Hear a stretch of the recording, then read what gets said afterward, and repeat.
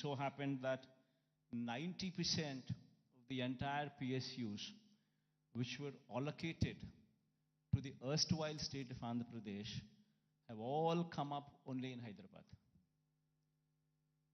And because of that, Hyderabad grew at a much faster pace than any other place in the state. In fact, so much so that the services sector in Telangana, for instance, is now currently positioned at a 62.87%, the tertiary sector, whereas the national average is 55%. And in the tertiary sector, state of Andhra Pradesh, we stand at mere 40%.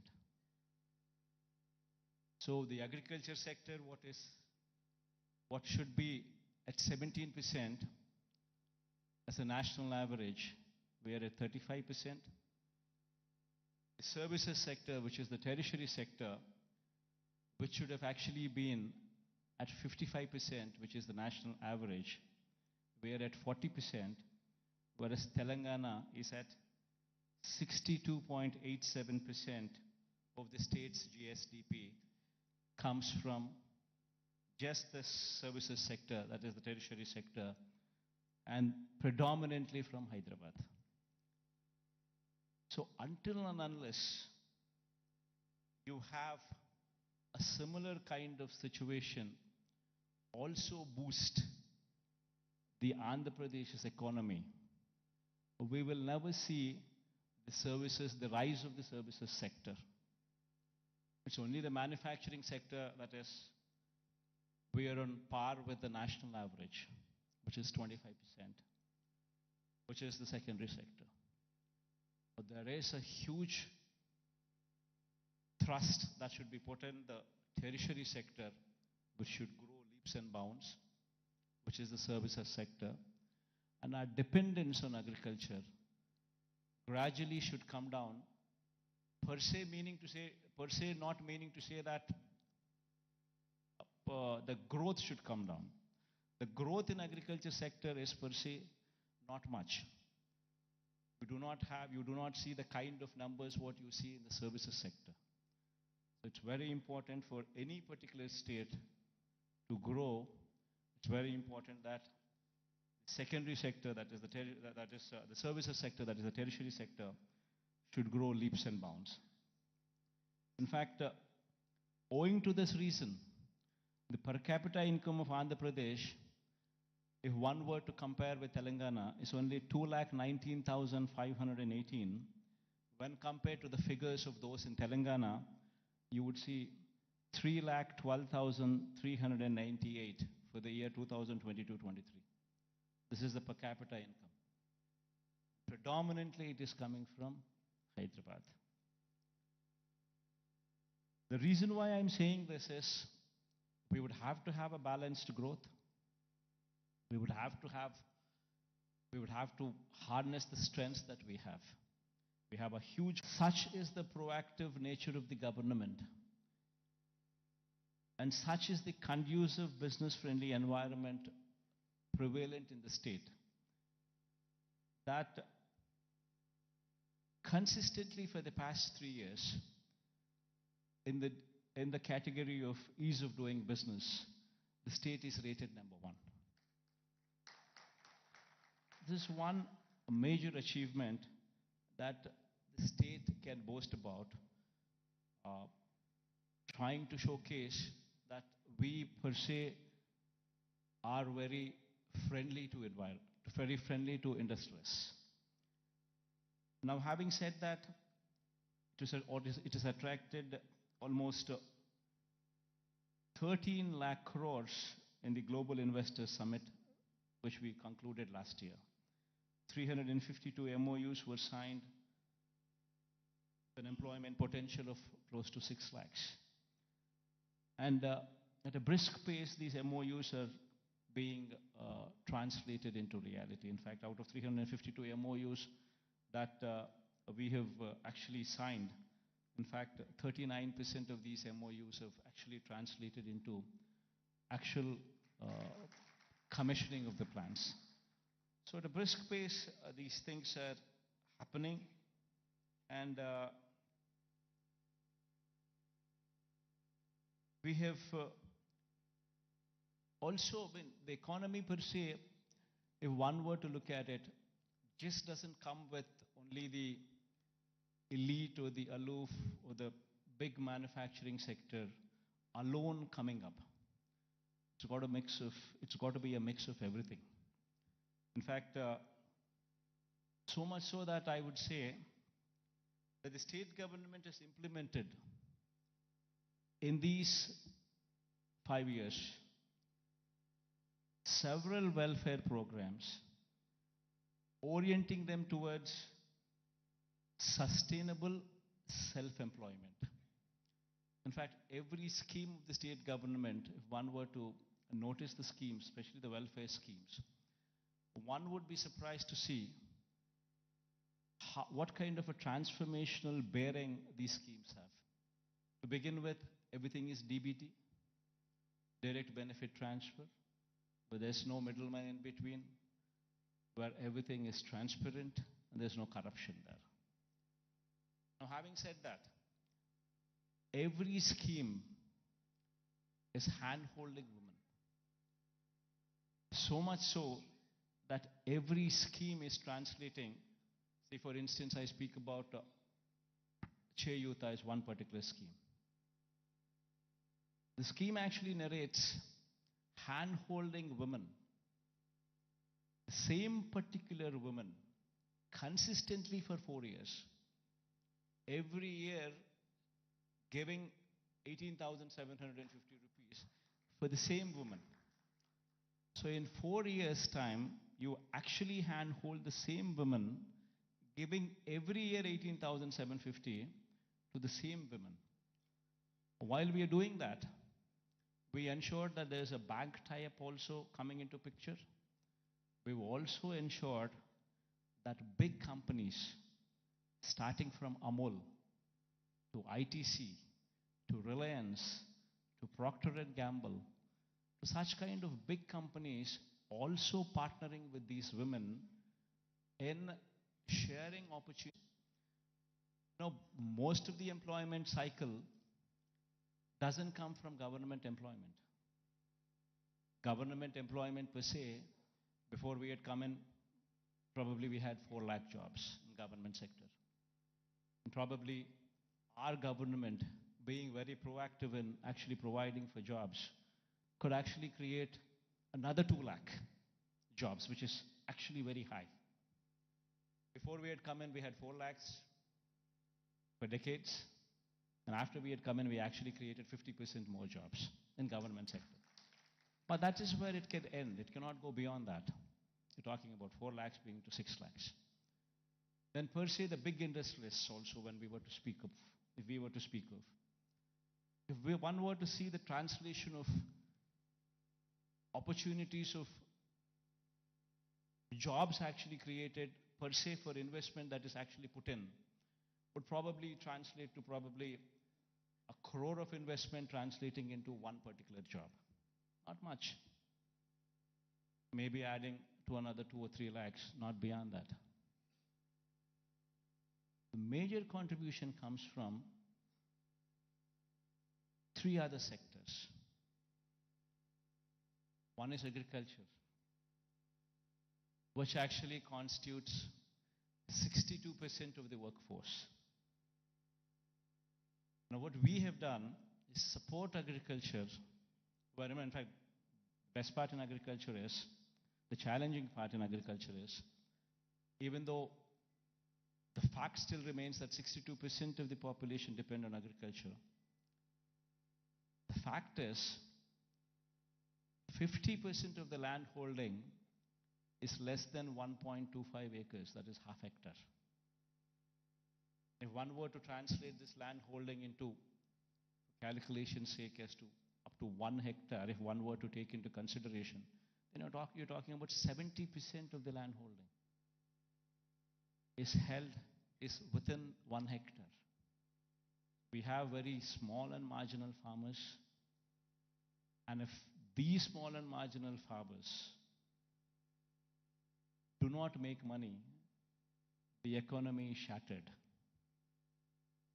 What we did, what we could actually do, is come up with those initiatives to handhold farmers through RBKs, setting up of Raitu Bharosa Kendras where every village has one, where you have an agricultural graduate sitting in those villages, in those RBKs, where everything from seed to sale of crop is handheld through these RBKs. And with such kind of micromanagement, also incentivizing farmers with production incentives as well, that farming sector could survive. This is one major sector which actually comes to give you a support for the employment. Then the other major sector, which is another sector which actually supports, is MSMEs. MSMEs also, the one word to speak of, talking about if industries, mega industries, big industries constitute maybe 3 lakh, 4 lakh jobs. You're talking about MSMEs which actually constitute more than 30 lakh jobs. There per se, the employability rate is more. Every MSME is small, but yet employs more number of people when conversion ratio takes place from investment perspective. But these 30 lakhs, these 3 lakhs, these 4 lakhs, these are not the numbers. Dominantly self-employed sections. Self-employed sections constitute a primary more than 1.5 crore population, which actually should be doing well for the economy to do well. And through various schemes, various platforms, we've ensured that these self-employed sections are handheld, given support through various schemes. You know, before, I'll give you an example. Before we had come in, we were talking about self-help groups, which actually constitute more than 1 crore of women. Before we had come in, these self-help groups had an NPA and outstanding loans to the extent of 18%. Today, the same self-help groups, the outstanding loans and the NPAs, if one were to look at in this sector now, it is just 0.3%. And 1 crore of women livelihoods are dependent on that. Same word, if one were to see the same thing in every scheme like Vahana Mitra, which talks about self-employed sections who actually are driving the cabs or actually driving the autos. If economy there fails, the entire state fails. We're talking about barbers. We're talking about so many such self-employed sections running into lakhs, and together running into crores, which actually have been supported so as to render phenomenal growth rate. In fact, when we had come in 2018-19, our state was figuring probably the least among the states in growth rate, in GSDP growth rates.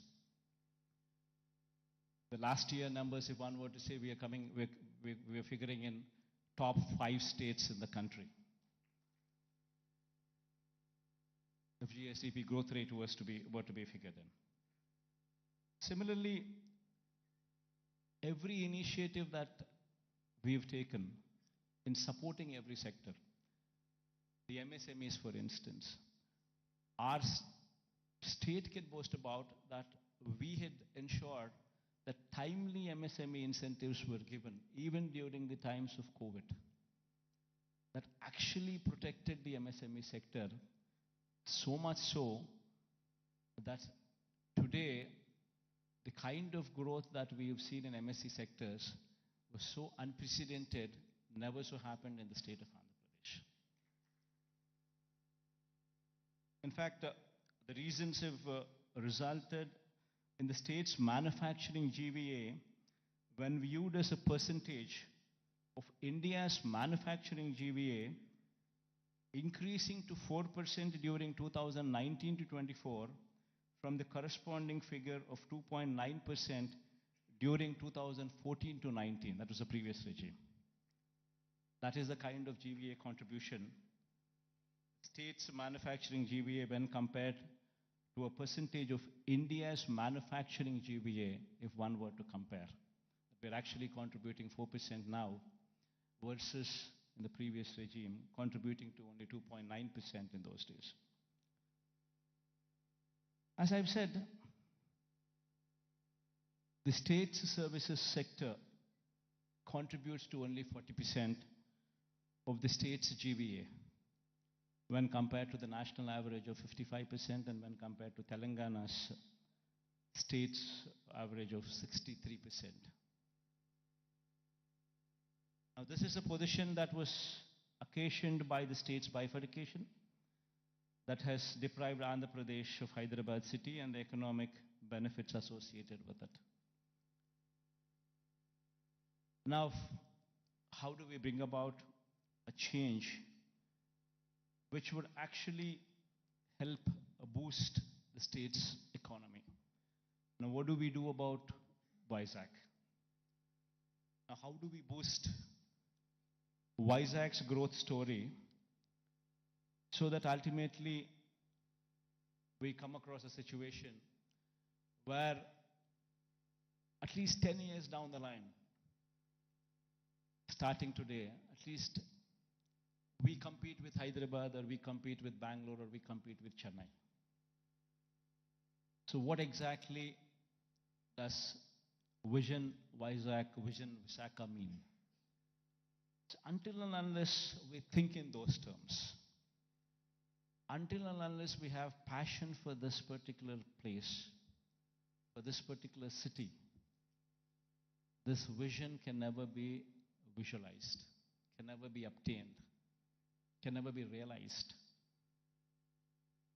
A lot of people, in fact, when I speak of these words, when I say the first thing what anybody should be doing is to come and stay here as a chief minister. If I were to say this, unfortunately we have an opposition in the state, and we also have a lot of vested interests and also a negative media with vested interests who support the opposition. I think many of you also are aware of it, that they make such a hue and cry that, in fact, that we shifting over to Vizag,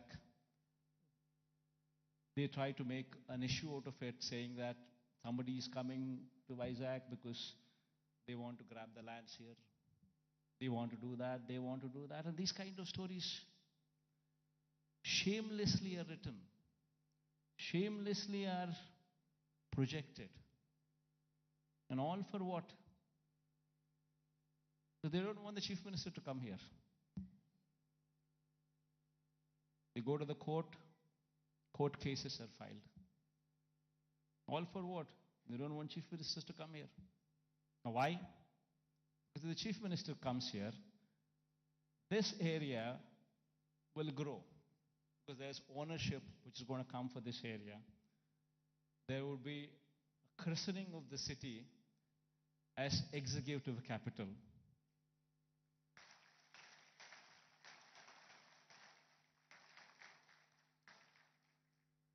So they don't want the chief minister to come here because they have vested interests elsewhere.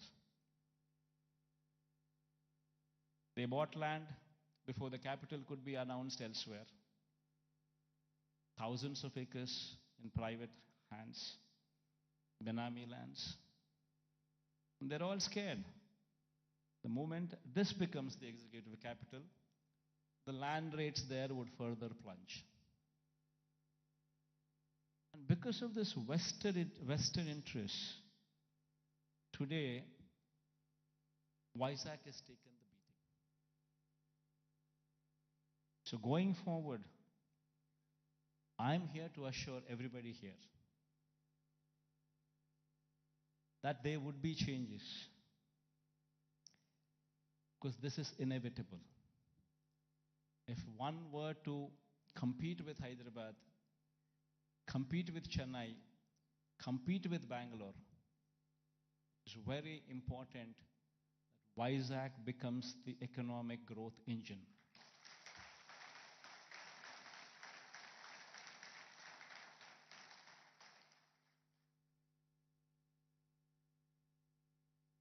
That is it. In fact, if I were to have any vested interest, probably I would be speaking about Kadapa.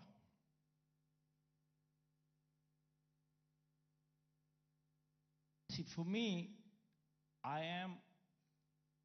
the state is ours, to everyone here. And one in my place should think in terms of what is good for the next generation.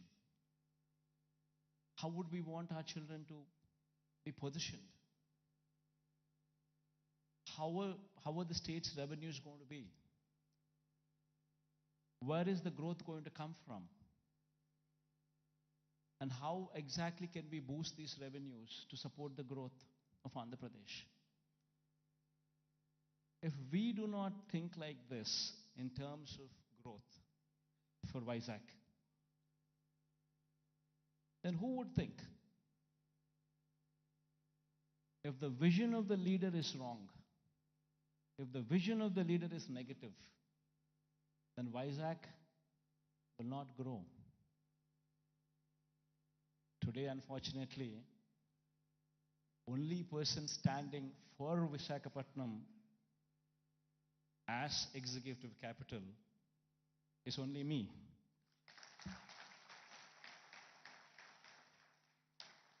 Unfortunately, this is the reality. Fighting against the entire opposition, fighting against vested interests of the media, everybody wanting that Visakhapatnam is not declared as executive capital. This is the reality. Everybody should keep this in mind, understand this reality. Now, moving further, Vizag would have to develop. I'm assuring you, we have court cases going on, we have so many people trying to oppose everything. But I'm assuring you, post-election, my stay would be in Vizag.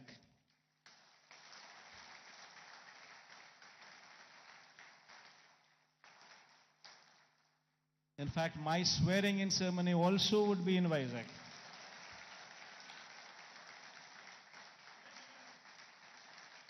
This is my commitment to Vizag. And now, what is the vision for Vizag? See, we need to have 10-year vision. We would have to own this city, christen the city as executive capital, become part of the city, and have a 10-year vision. You know, we need to have a roadmap which is workable, which is doable. It cannot be a roadmap where we just dream big, but yet achieve nothing, because it is impractical. Not so. We need to have a practical solution, we need to have a practical approach, and we need to have a vision which is realizable in 10 years' time. Of course, this vision is one vision which cannot be alone done by state government. It would have to be the state government. It would have to be the central government. It would have to be a PPP model. It would have to be encouraging private people also to become part of the vision. All these people become part of this vision, only then we can realize Vizag is the next competitor in a decade's time to Hyderabad, Bangalore or Chennai. In fact, why I was opposed to the idea, nothing there. And according to them, just to provide for the basic infrastructure, that is these roads, the water, electricity, and these kind of basic infrastructure alone, according to their own calculations, with the DPR that they have produced, costs almost 2 crores per acre, which is on a 50,000 acres of barren land. If one were to just lay these basic infrastructure requirements put in place, we're talking about 1 lakh investments, 1 lakh crores of money, which would have to be put in before any buildings could come up or before we could talk about anything else other than the basic roads or the basic electricity or the basic water or the basic stuff. Now, per se, does anybody have 1 lakh crores to be pumped in? And if this 1 lakh crores were to be pumped in today, it's going to cost 1 lakh crores. But if this 1 lakh crores would be pumped in maybe in 20 years' time, presuming 5,000 crores of outlay every year, approximately, what one could actually probably afford. So there's nothing there. Then you're talking about 20 years. Then in 20 years' time, 1 lakh crore probably would become 7, 8 lakhs or 10 lakh crores. The expenditure, what you thought about as 1 lakh crores today, in 20 years would actually be 10 lakhs, 15 lakhs. Probably the net present value calculations of probably 1 lakh crores 20 years down the line would probably be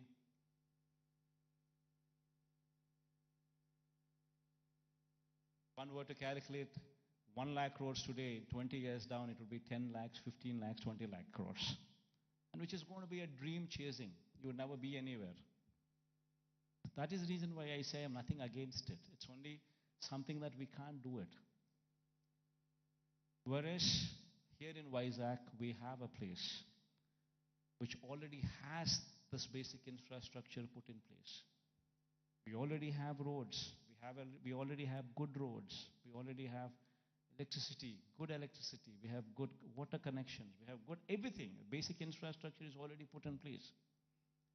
So all what we need to do is, given that finishing touches, just give it a little bit of finishing touches, and it would transform into something much, much, much bigger.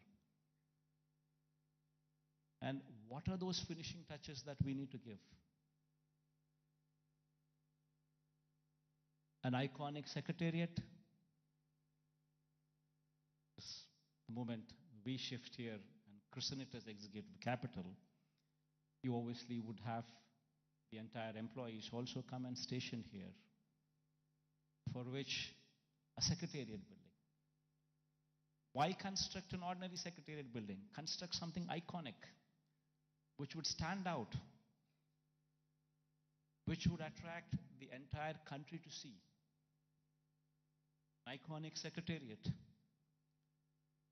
an iconic convention center. People talk about one of Geo Convention Center. The latest, the biggest, the best. These are the names that they give. Here we have something like that. Not much of a cost. Why can't we have one here so that the entire world, entire country looks up? Iconic stadium. There's one in Ahmedabad.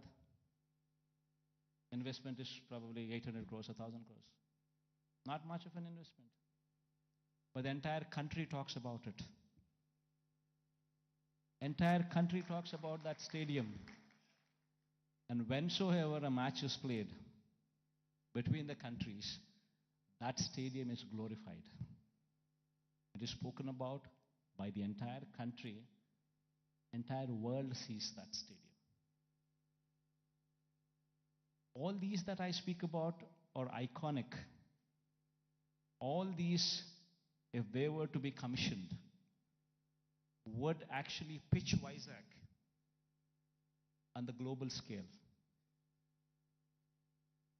would draw eyeballs not only of the country, but the whole world to actually look at Vizag.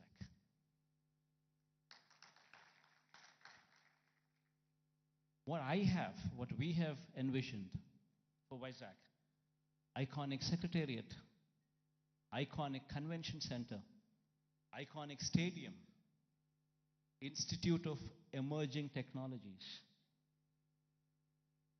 One beautiful institute wherein the talent for any emerging technologies is tutored here. If our students could be given that kind of skills, tutored here, this would be positioned as something else. We have the Bhogapuram International Airport coming up. At a very brisk pace, the work is happening. And within the next 15 months or 18 months, this project would actually see the light of the day. It's moving at a very brisk pace. Then connectivity to the Bhogapuram International Airport. A 6-lane beach corridor road with beautiful green lawns on either side of the roads. 6-lane road to Bhogapuram International Airport. They're talking about a metro rail. Our Vizag is probably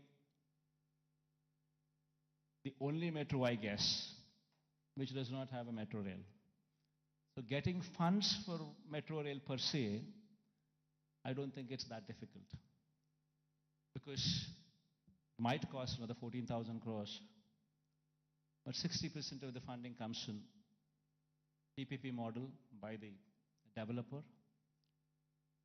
Another 40% is to be shared by central and the state government. Central shares 20%, state shares 20% of the 14,000 crore investment. Of course, we are pushing for the entire 40% to be borne by the central government. That's a different story. But even if that doesn't happen, we're still talking about 20% contribution from the state government. And then you could actually see a 14,000 crore metro rail project also take off. Then we're building a Molapet port in Srikakulam. Within the next 1 year, the Molapet port would actually start functioning. And we have Vizag, Bhogapuram International Airport, which is 30 kilometers from the airport. And then from there, the Molapet port is just another 110 kilometers or so. So you have entire corridor from Vizag International Airport and then Molapet port.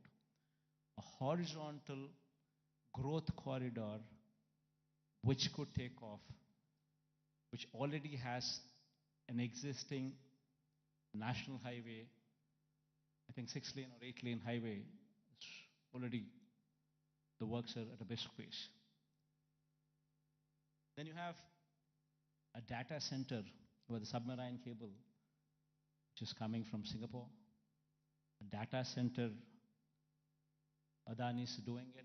A Huge investment, 27,000 crores of investment is coming there. And since it's a private investment, Adanis are doing it. The works of the land from our side, everything that needs to be done is already done. They've already started the work, the plans are submitted. And within the next 5-6 years, in a staggered way, in a phased manner, they would actually ensure that this project also comes up. Then you have hospitality industry, which also needs to be looked into, which also needs to be given a little bit of boost, for which we have ensured that Oberoi and Mayfair groups are given certain bits of land for them to develop 5-star plus resorts here as well in Vizag, where Vizag is short and it doesn't have resorts. It has some good hotels, but it doesn't have resorts. So this 5-star plus category resorts by Oberoi or Mayfair would actually bridge in that gap. The land has already been given to these private people and they're already on the verge of starting the construction. And within the next 2 years or so, you would actually start them. You would actually see them commissioned. Then NTPC Green Hydrogen Project. This is also around about 30,000 crore investment of NTPC. This project, fortunately, yesterday, Prime Minister virtually laid the foundation stone. So this is also going to be a reality. So all these that I just spoke about, they're not things that cannot be achieved. All these things can be realizable. Within the next 10 years, in a staggered manner, we would see all these things coming up. Because all these things that I spoke about are not big. Something which is unimaginable. No, not so.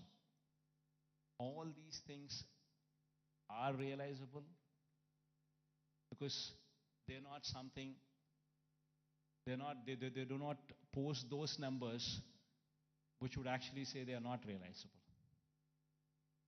And there is, of course, one aspiration what I'm trying to negotiate with the Prime Minister also. This thing goes well, we would have this as well. A high-speed rail corridor from Hyderabad to Vizag, passing through Vijayawada. Then Vijayawada to Bangalore, passing through Kurnool and Kadapa. But this is an aspiration. If it happens, it happens. Even if it doesn't happen, 10 years is a big enough span for us to pursue that it happens. Even though this is an aspiration currently with us, the rest of the stuff that I spoke about are all realizable. So with all these things coming up in Vizag, and the Chief Minister coming and stationed in Vizag, it would attract a lot of people to come and settle down in Vizag as well.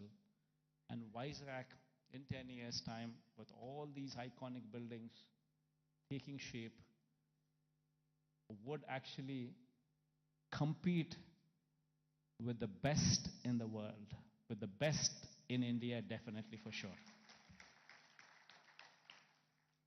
In fact, my people have gone ahead and given a presentation to this effect. We can all watch, myself included. I'll also be sitting with you on the other side. Let's share the officials also for actually putting in this kind of energy and effort. Because it takes a lot of passion to actually be involved. What needs to be done for Vizag? How do we do it? And it takes a lot of passion. In fact, when I was asked to come here, I said, fine. Because looking at their passion, I wanted to encourage them as well. And I also wanted to give a kind of confidence to the people of Vizag in particular that yes, Vizag, in spite of all the difficulties and hurdles that were posed, we will prevail, we will survive, and we will bounce back, is what the final message would be. Thank you all for patient hearing. I hope that we all share this dream and it will be realized at the earliest. Because I can't repeat the whole thing in Telugu. I tried, but then I thought again I'll deviate. Maybe some other occasion in Telugu. Maybe some other occasion in Telugu I would do so.